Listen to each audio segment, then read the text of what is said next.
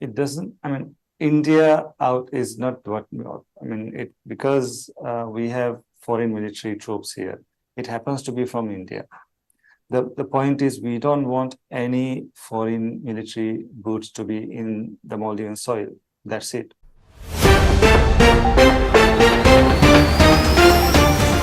मालदीव के 3 मंत्रियों ने हाल ही में भारत और प्रधानमंत्री नरेंद्र मोदी के खिलाफ अपमानजनक और नक्सलवादी टिप्पणियां की थी, जिसके बाद मालदीव की सरकार ने उन्हें निलंबित कर दिया। इन मंत्रियों ने भारत को मालदीव का दबाव बनाने और उसकी स्वाधीनता को खतरे में डालने का आरोप लगाया था। इन मंत्रियों में मालदीव के विदेश मंत्री अब्दुल्ला शाहिद, रक्षा मंत्री मारिया दीदी और वित्त मंत्री इब्राहिम अमीन शुकूर शामिल हैं।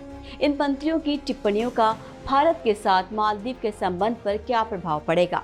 क्या भारत को मालदीव के खिलाफ कोई कार्रवाई करनी चाहिए? क्या मालदीव के वर्तमान राष्ट्रपति मोहम्मद मुइज़ु भारत के प्रति सकारात्मक रुख रखते हैं? इन सवालों का उत्तर जानने के लिए हमें मालदीव के राजनीति इतिहास, भारत मालदीव के सामरिक और आर्थिक संबंधों और चीन के मालदीव में बढ़ते प्रभाव को समझना होगा। नमस्कार, आप देख रहे हैं एयर न्यूज़। मालदीव एक द्वीप समूह है जो हिंद महासागर में भारत के दक्षिण पश्चिम में स्थित है। इसकी आबादी लगभग 5 लाख और इसका क्षेत्रफल 298 वर्ग किलोमीटर है। मालदीव का अधिकांश निवासी सुन्नी मुस्लिम हैं और इसकी राजभाषा द्विवेही है। मालदीव को 1965 में ब्रिटेन से स्वतंत्रता मिली थी। आपको बता दें कि मालदीव की राजनीति में 2 प्रमुख दल हैं, एक मालदीवी लोकतांत्रिक पार्टी MDP और दूसरी प्रगतिशीला party of Maldives PPM। MDP को 2005 में गठित किया गया था, जो मालदीव की पहली लोकतांत्रिक पार्टी है। इसके संस्थापक और पहले राष्ट्रपति मोहम्मद नासिद हैं, जो साल 2008 में चुने गए थे। MDP को लोकतंत्र, सेक्युलरिज्म और भारत के साथ मजबूत संबंधों का समर्थन करने के लिए जाना जाता है। MDP को साल 2011 में गठित किया गया था, जो मालदीव के पूर्व राष्ट्रपति मामून अब्दुल गयूम के नेतृत्व में आया था। इसके प्रमुख नेता और दूसरे राष्ट्रपति अब्दुल्ला यामीन, जो साल 2013 में चुने गए थे। PPM को धार्मिक, राष्ट्रवादी और चीन के साथ करीबी संबंध का समर्थन करने के लिए जाना जाता है। वैसे भारत और मालदीव के बीच के संबंध का इतिहास बहुत पुराना है और गहरा है। दोनों देशों के बीच सांस्कृतिक, धार्मिक, भाषाई और व्यापारिक संबंध हैं। भारत ने मालदीव की स्वतंत्रता का समर्थन किया था और उसके साथ विकास के क्षेत्र में सहयोग किया है। भारत ने मालदीव को आर्थिक, सामरिक, शिक्षा, स्वास्थ्य, पर्यावरण और आपदा प्रबंधन में मदद भी की है।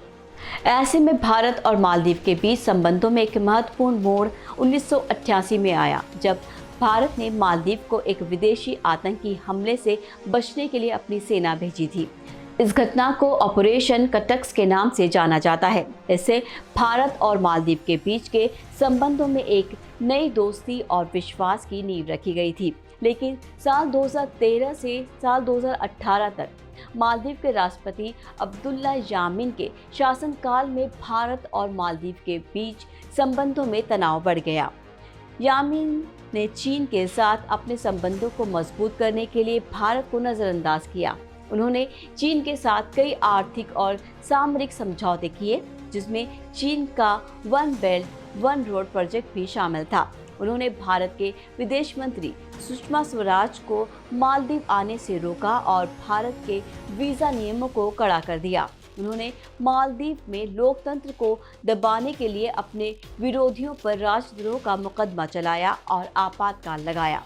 साल 2018 में मालदीव के राष्ट्रपति चुनाव में यामीन को मोहम्मद इब्राहिम सोलिह ने हराया, जो मालदीव लोकतांत्रिक पार्टी के उम्मीदवार थे।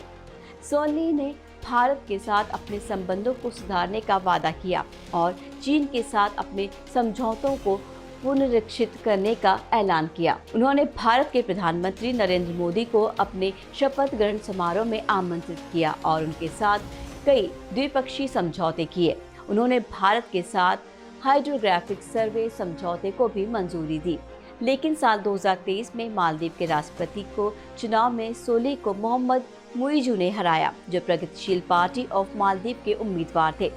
मुइज़ू ने भारत के खिलाफ एक आक्रामक अभियान चलाया और उन्होंने भारत के सैनिकों को मालदीव से हटाने का वादा किया।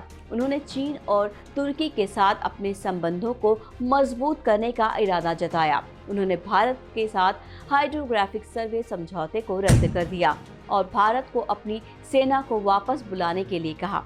इन घटनाओं से भारत और मालदीव के बीच के संबंधों में एक नया संकट उत्पन्न हुआ, जिसका कारण मालदीव के नए राष्ट्रपति मोहम्मद मुइज़ू का भारत के खिलाफ आक्रामक रवैया है। मुइज़ू ने अपने शपथ ग्रहण के बाद ही भारत के साथ कई समझौतों को रद्द कर दिया और भारत को अपने सैनिकों को मालदीव से वापस ले जाने का आदेश दिया। इससे भारत को अपनी रणनीतिक और सुरक्षा हितों को खतरे में देखना पड़ रहा है।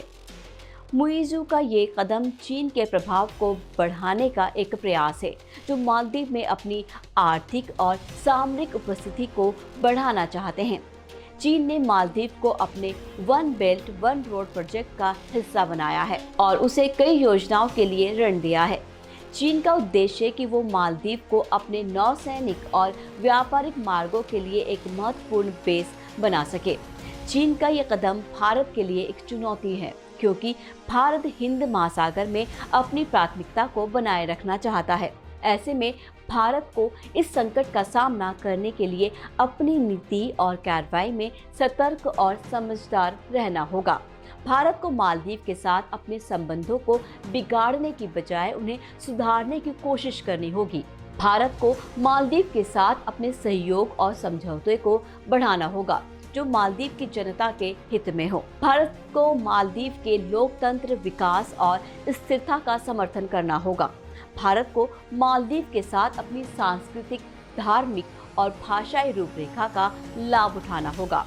तो ये थी हमारी मालदीव और भारत के बीच तनाव पर खास पेशकश। हमें उम्मीद है आपको हमारा वीडियो पसंद आया होगा। अगर आपके पास कोई प्रश्न हो या आप हमसे कुछ पूछना चाहते हैं, इस वीडियो से जुड़ी भी कोई भी बात अगर आप शेयर करना चाहते हैं, तो आप कमेंट करके हमसे पूछ सकते हैं। कमेंट करके नए प्रश्न भी जान सकते हैं। फिलहाल ऐसे और अपडेट्स के लिए जुड़े रहिए हमारे साथ। फिर मिलेंगे, दीजिए विदा, नमस्कार।